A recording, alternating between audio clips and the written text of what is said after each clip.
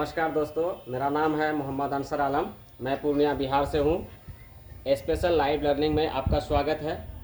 तो दोस्तों, सबसे पहले SPL लाइव लर्निंग और दोस्तों मेरा आईडी है 86204। तो आज हम दोस्तों जानेंगे टेंस के बारे में। किसके बारे में जानेंगे? टेंस के बारे में। हम आज पढ़ेंगे टेंस के बारे में। टेंस, ठीक है। तो दोस्तों मेरा व्हाट्सएप नंबर है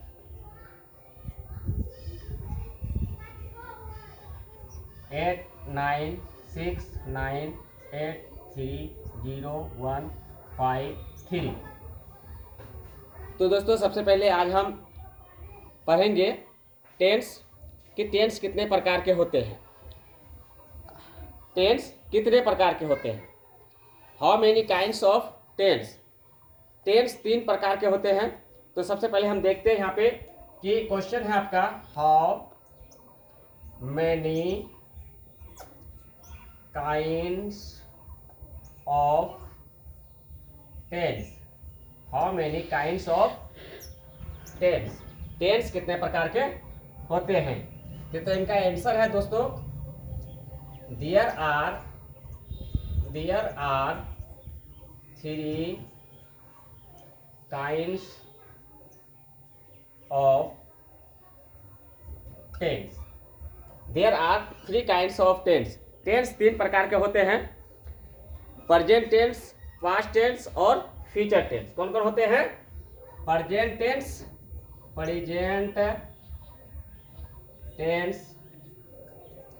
दूसरा होता है पास्ट टेंस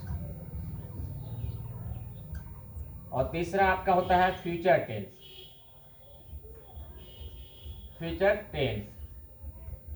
तो दोस्तों आपने देख लिया कि टेंस 3 प्रकार के होते हैं, प्रेजेंट टेंस, पास्ट टेंस और फ्यूचर टेंस। तो आपको मैं बता दूं कि आपको यदि इंग्लिश पढ़ने के लिए जानना है, इंग्लिश सीखना है, इंग्लिश बोलना है, तो टेंस बहुत मायने रखता है। बिना टेंस कंप्लीट किए हुए, बिना टेंस नॉलेज का आप ना तो ट्रांसलेशन बना सकते हैं, ना आपका कोई ट्रांसलेशन सही बनेगा, ना ही आप जो है तो इंग्लिश बोल सकते हैं, ना ही आपके लिए इंग्लिश आसान होगा। तो दोस्तों सबसे पहले अगर आपको अपनी इंग्लिश कमजोर है और आपको इंग्लिश सीखना है और इंग्लिश में अच्छा करना है, तो फर्स्ट ऑफ ऑल आपको इंग्लिश का जो टेंस होता है उसको निचोड़ करके उसको पी जाना होगा। उसको एकदम कंठस्थ अपने दिमाग में बैठा लेना होगा कि टेंस कितने प्रकार के होते हैं, टेंस का कितना फॉर्म होता है, टेंस कैसे काम करती है।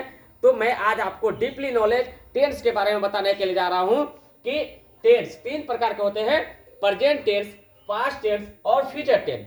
और हर टेंस का दोस्तों 4 फॉर्म होता है, हर टेंस का 4 फॉर्म होता है। जिस तरह की प्रेजेंट टेंस है, अभी सबसे पहले हम प्रेजेंट टेंस के बारे में पढ़ेंगे। प्रेजेंट टेंस का वो 4 फॉर्म कौन कौन है? तो सबसे पहले प्रेजेंट टेंस, इनका 4 फॉर्म हम पढ़ेंगे। पहला नंबर पे है सिंपल प्रेजेंट, दूसरा है प्रेजेंट कंटिन्यूअस, तीसरा है लिटिल पास्ट और चौथा है पास्ट प्रेजेंट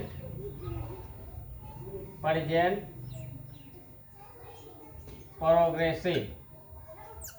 तो दोस्तों आपने देखा, आपके सामने लिखा हुआ है प्रेजेंट टेंस का 4 फॉर्म होता है। प्रेजेंट टेंस का 4 फॉर्म होता है, simple present, present continuous, little past, past present progressive. तो ये आपको समझना होगा कि हर टेंस का 4 फॉर्म होता है। जिस तरह के प्रेजेंट टेंस पहले नंबर पे आया, उनका 4 फॉर्म हम आपके सामने लिखेंगे और इस चारों फॉर्म के बारे में हम बारी बारी से पढ़ेंगे। तो हमको इस प्रेजेंट टेंस का डीपली नॉलेज हो जाएगा। जब डीपली नॉलेज प्रेजेंट टेंस का हो जाएगा तो उसके अकॉर्डिंग जो ट्रांसलेशन होगा, उनके अकॉर्डिंग जो ग्रामेटिकल चीज होगी वो हमको समझने में, वो हमको करने में आसानी हो जाएगी। तो सबसे पहले कि हम प्रेजेंट टेंस के बारे में पढ़ रहे हैं। प्रेजेंट टेंस का 4 फॉर्म होता है, वो 4 फॉर्म है simple present, present continuous, little past, past present, progressive.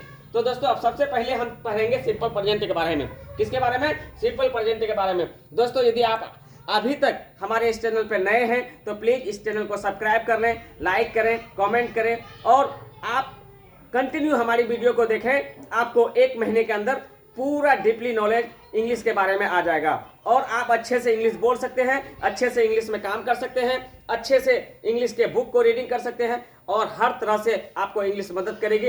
1 महीना मेरा चैनल को सब्सक्राइब करके दोस्तों इस चैनल के माध्यम से आप घर बैठे ऑनलाइन फ्री एजुकेशन प्राप्त कर सकते हैं, अपने बच्चों को इस एजुकेशन को दिलवा सकते हैं। तो दोस्तों मेरे चैनल को सब्सक्राइब कर लीजिएगा और डेली हमारा जो नोटिफिकेशन आएगा वीडियो का वो आपको सबसे पहले मिल जाएगा। तो दोस्तों आगे बढ़ते हैं। आज सिंपल प्रेजेंट किसके बारे में पढ़ेंगे आप दोस्तों? Simple present. तो सबसे पहले हम लिखते हैं अब यहाँ simple present. Simple present, simple present. तो दोस्तों सबसे पहले इसका हमको डिफिनेशन जानना है, इसका हमको डिफिनेशन जानना है।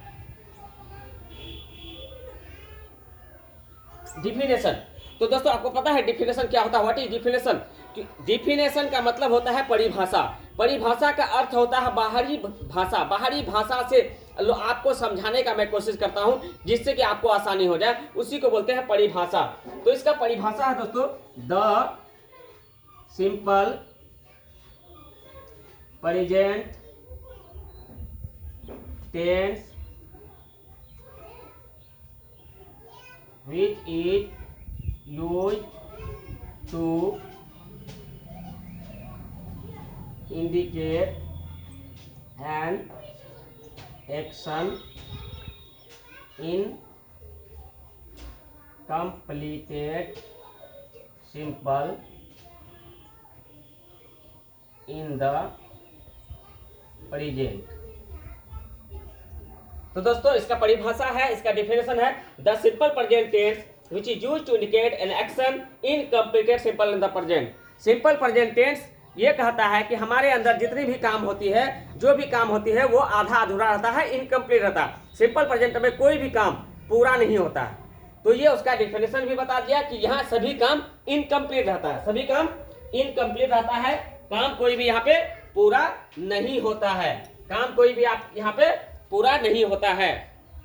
तो दोस्तों हम अब आपको बताते हैं कि सिंपल प्रेजेंट में का जिस तरह का डिफिनेशन हुआ उसी तरह सिंपल प्रेजेंट का आपको आगे सेंस है, सिंबल है, स्ट्रक्चर है, सभी चीज के बारे में बारी बारी से पढ़ेंगे।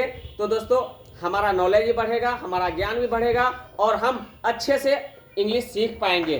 तो दोस्तों सबसे पहले मैं आपको अब ये इसका जो सेंस है सिंपल प्रेजेंट का, अब सिंपल प्रेजेंट का सेंस के बारे में हम जानेंगे। सिंपल प्रेजेंट का सेंस के बारे में हम जानेंगे, इनका सेंस क्या है, सिंपल प्रेजेंट का सेंस क्या है। सेंस दोस्तों सेंस का मीन्स होता है, सेंस का जो मीन्स होता है वो होता है दिमाग। सेंस का मीन्स होता है दिमाग। तो जिस तरह की दोस्तों आप घर में रहते हैं, सेंस इसका जो मीन्स होता है दिमाग। आप घर में रहते हैं, घर में भी आए जाने वाला अगर आप कोई उल्टा सीधा काम करते हैं वो आपको कहता है क्या आपके पास कॉमन सेंस नहीं है, क्या आपके पास सेंस नहीं है। तो सेंस का मीन्स होता है दिमाग। तो सबसे पहले डेफिनेशन के बाद हम आप जानेंगे इसका सेंस क्या है सिंपल प्रेजेंट का। जिस हिंदी सेंटेंस के अंत में गा, गे, गी लगा हो, लेकिन प्लान, प्रोग्राम और निश्चित समय हो। तो दोस्तों आपको मैं बता दूं कि सिंपल प्रेजेंट का सेंस में हमने लिखा है कि जिस हिंदी सेंटेंस के अंत में गा, गे, गी लगा हो, जिस हिंदी सेंटेंस के अंत में गागेगी लगा हो। तो आपको पता है कि गागेगी लगा हुआ ट्रांसलेशन अगर गागेगी किसी सेंटेंस के अंत में है, वो ट्रांसलेशन कहाँ बनेगा? फ्यूचर टेंस में बनेगा। लेकिन हमने यहाँ पे लिखा कि गागेगी लगा हो, उसके आगे मैंने क्या लिखा? लेकिन प्लान, प्रोग्राम और निश्चित समय का बोध हो। गागेगी हो, लेकिन उसके आगे शर्त है कि प्लान भी हो, प्रोग्राम भी हो, निश्चित समय भी हो, ये तीनों चीज है। और अंत में गागेगी है, तो वो उसको सिंपल प्रेजेंट में ही बनाना है, वो ट्रांसलेशन को सिंपल प्रेजेंट में ही बनाना है। यदि गागेगी लगा हुआ है और कोई चीज नहीं है तो वो फ्यूचर टेंस में बनेगा। यदि गागेगी है और ये तीनों चीज भी साथ में है तो सिंपल प्रेजेंट में बनेगा। अब दोस्तों आगे चलते हैं, हम देखते हैं सिंबल। हम इसका क्या पढ़ते हैं? सिंबल। सिंबल का मीन्स होता है पहचान। सिंबल का मीन्स क्या होता है? पहचान। तो इसका सिंपल प्रेजेंट का हम पहचान जान लेते हैं कि इसका पहचान क्या है। यदि हम मोहम्मद अंसर आलम है तो हमारे क्या पहचान है? हमें जो एक टीचर है, हम पढ़ाते हैं तो हमारा पहचान है कि अंसर वो टीचर है, फलना अंसर, वो टीचर जो है वही अंसर। उसी तरह सिंपल प्रेजेंट का भी पहचान है। इसका पहचान दोस्तों क्या है? जिस हिंदी सेंटेंस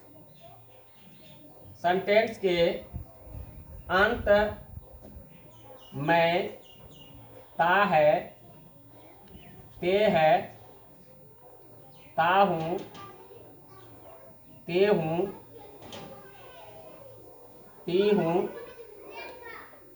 इत्यादि लगा हो, इत्यादि लगा हो। सिंबल इसका क्या कर रहा है? जिस हिंदी सेंटेंस के अंत में ता है, ते है, ती है, ता हूं, ते हूं, ती हूं इत्यादि लगा रहे तो वो सिंपल प्रेजेंट में बनेगा। अब दोस्तों आगे बढ़ते हैं, इसका देखते हैं हम लोग स्ट्रक्चर। हम इन लोग इसका क्या देखते हैं? स्ट्रक्चर। तो इसका स्ट्रक्चर देखेंगे कि इसका स्ट्रक्चर क्या है। ये स्ट्रक्चर का मीन्स होता है फॉर्मूला। जिस तरह मैथ हम लोग बनाते हैं वो फॉर्मूला लगता है, उसी तरह इंग्लिश ट्रांसलेशन बनाने के लिए उसका भी टेंस के अनुसार उसका जो तो फॉर्मूला होता है जिसका नाम है स्ट्रक्चर। STRUCTURE structure. इनका स्ट्रक्चर है सब्जेक्ट। क्या है? Subject plus verb 1 plus verb 5 plus object plus extension. तो दोस्तों मैं आपको बता दूं, subject plus verb 1 by verb 5 plus object plus extension. किसी भी ट्रांसलेशन को बनाने के लिए सबसे पहले सब्जेक्ट लगता है, उनके बाद वर्ब लगता है, उनके बाद ऑब्जेक्ट लगता है, उनके बाद जितनी पार्ट्स बच जाती है वो सभी एक्सटेंशन कहलाते हैं। क्या कहलाते हैं? एक्सटेंशन कहलाते हैं। तो सब अब हम जान गए ये इसका सूत्र है। अब दोस्तों आगे चलते हैं, सब्जेक्ट आपको क्या है, जैसे आप कैसे पहचानेंगे ये सब्जेक्ट है। जैसे आई हो गया, वी हो गया, दे हो गया, यू हो गया, गर्ल्स हो गया, बॉयज हो गया, ये सारा सब्जेक्ट है।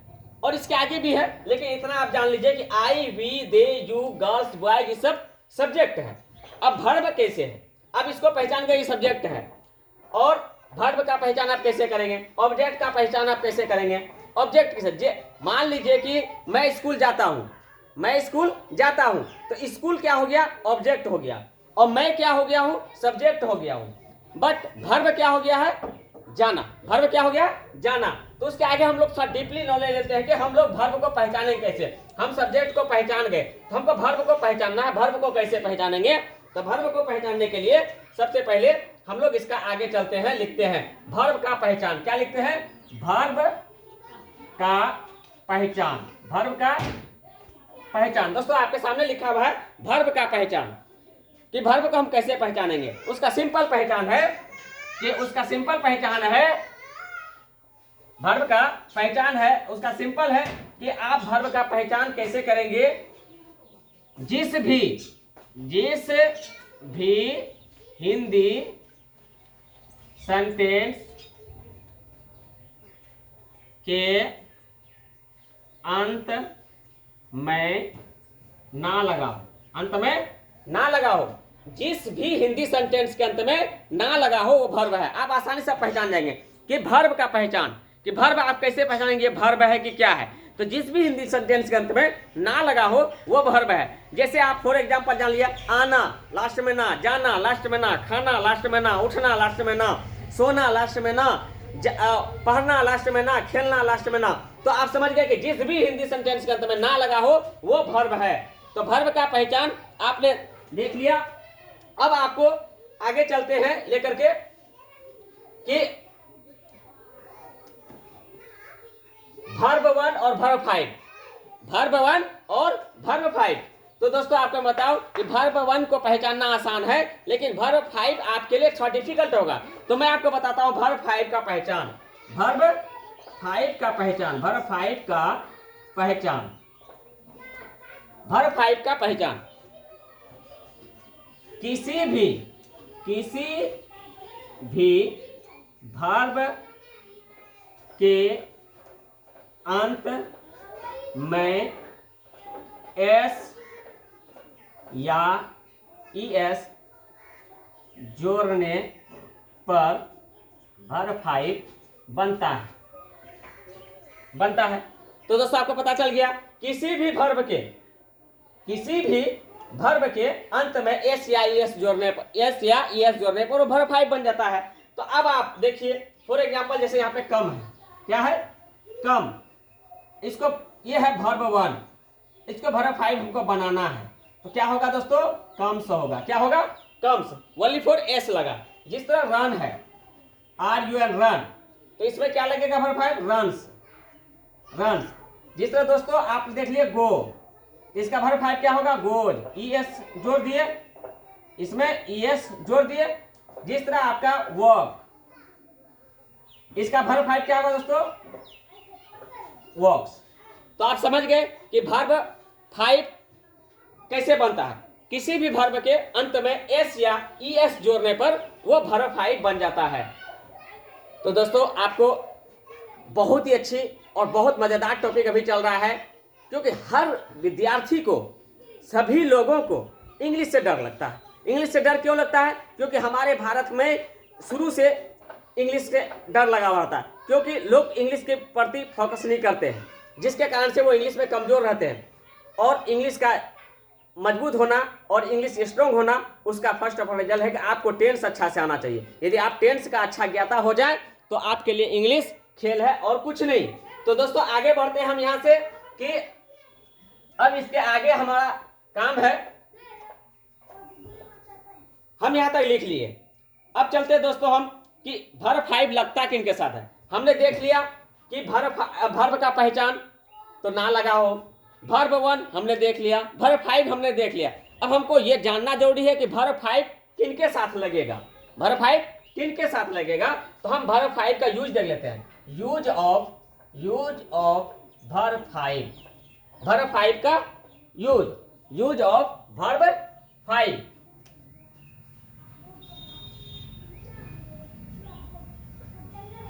तो दोस्तों थर्ड पर्सन सिंगुलर नंबर के साथ वर्ब 5 लगेगा। थर्ड पर्सन सिंगुलर नंबर के साथ वर्ब 5 लगेगा, जैसे ही, सी, इट या कोई एक नाम, ही, सी, इट या कोई एक नाम जैसे सीता, गीता, राम, रहीम हो गया, एक नाम हो गया, इसके साथ वर्ब 5 लगेगा। ही रहेगा तो वर्ब 5 लगेगा, सी रहेगा तो वर्ब 5 लगेगा, इट रहेगा तो वर्ब 5 लगेगा। तो दोस्तों देख लिए थर्ड पर्सन सिंगुलर नंबर के साथ वर्ब 5 लगेगा, ही, सी, इट या कोई एक नाम। चलिए दोस्तों मैं वीडियो को ज़्यादा लंबा नहीं करते हुए मैं थोड़ा सा आपको आगे की ओर ले जाता हूं और एक दो एग्जाम्पल आज मैं आपको बताता हूं कि अब ट्रांसलेशन आपका कैसे बनेगा। जैसे दोस्तों आप देख लीजिए रूल 1, जैसे रूल 1 में आपका 2-4 ट्रांसलेशन हम बताते हैं। जैसे राधा घर जाती है। अब बताइए दोस्तों, आपको सारा चीज पढ़ा दिया गया है और आपके सामने अभी है राधा घर जाती है। राधा एक नाम है और ये सब्जेक्ट है। और दोस्तों जाति से किस चीज का बोध हो रहा है दोस्तों? जाना का। जाति से किस चीज का बोध हो रहा है? जाना का। मतलब आपका वर्ब क्या है? जाति। और घर क्या हो गया दोस्तों? आपका ऑब्जेक्ट। ये हो गया सब्जेक्ट, ये हो गया ऑब्जेक्ट, ये हो गया वर्ब। तो दोस्तों सबसे पहले आपने क्या सीखा कि सब्जेक्ट उसका वर्ब प्लस ऑब्जेक्ट लगाना। तो अब यहाँ राधा घर जाती है तो क्या हो जाएगा, राधा गो टू होम। दोस्तों ये सही हुआ या गलत हुआ, राधा गो टू होम सही है या गलत, ऑलरेडी गलत है, क्योंकि Radha third person singular number है। हमने ऊपर में ही आपको पढ़ाया third person singular number, he see it या कोई एक नाम के साथ V5 लगेगा। इसलिए दोस्तों ये गलत इसलिए हुआ कि यहाँ पे V5 लगेगा, इसलिए राधा यहाँ पे गो के जगह क्या हो जाएगा, गोज। और कहीं जाने के लिए दोस्तों प्रीपोजिशन टू लगता है, इसलिए अब आंसर आपका सही हो गया, राधा गोज टू होम। जिस तरह अब आगे देखते हैं, मैं खाना खाता हूं, मैं खाना खाता हूं। तो दोस्तों यहां पे देखिए, मैं खाना खाता हूं, खाता हूं से किसका बोध हो रहा है, खाने का बोध हो रहा। तो इसका क्या होगा, आई ईट फूड, आई ईट फूड, मैं खाना खाता हूं, क्योंकि आई के साथ सिर्फ V1 लगेगा, इसलिए ईट हुआ। अगर दूसरा लगता तो दूसरा लगाते। ठीक है दोस्तों, इस तरह से आपका यहाँ पे सिंपल प्रेजेंट का एक रूल कंप्लीट होता है। और ये टेंस का जो 3 रूप होता है, प्रेजेंट टेंस, पास्ट टेंस और फ्यूचर टेंस। तो प्रेजेंट टेंस का आपने 4 फॉर्म पढ़ा, 4 फॉर्म का पहला नंबर पे जो है सिंपल प्रेजेंट है। दोस्तों मैंने आपको सिंपल प्रेजेंट के बारे में बताया यहाँ तक, और इसके आगे दोस्तों आपको मैं 2, 4, 5 ट्रांसलेशन दे देता हूँ, जो आप बना करके हमारे कमेंट बॉक्स में आप इसको भेजेंगे दोस्तों, इसका जवाब आपको मिल जाएगा।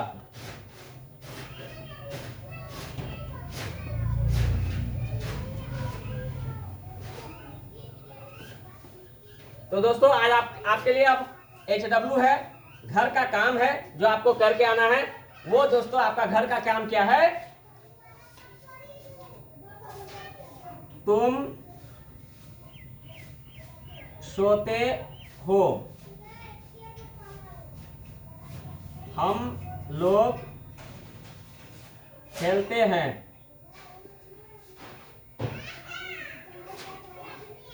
मोहन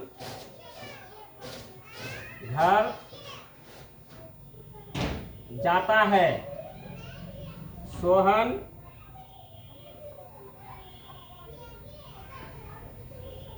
खेलता है, सीता नहाती है। दोस्तों ये 5 ट्रांसलेशन आपको मैं आज होमवर्क के तौर पे आपको दे के जाता हूं, और अगले क्लास में मैं इसका आप लोगों का कमेंट का इंतजार करूंगा, आप लोगों को कैसा लगा और आप लोग इसको बनाए कि नहीं बनाए। दोस्तों ये कितना आप लोग पढ़े और कितना समझे। दोस्तों यदि आप हमारी सपोर्ट करेंगे, हमारे वीडियो को देखेंगे, कमेंट करेंगे, लाइक करेंगे, तो दोस्तों मैं डेली इसी तरह का एक वीडियो बना के आप लोगों को फ्री एजुकेशन के तौर पे यहाँ से दूंगा। तो दोस्तों मैं आज आप लोगों से इजाज़त लेना चाहता हूँ। मेरा नाम मोहम्मद अंसर आलम है। मिलेंगे फिर से अगली वीडियो में, बस तब तक के लिए दिए हमें इजाज़त। नमस्कार।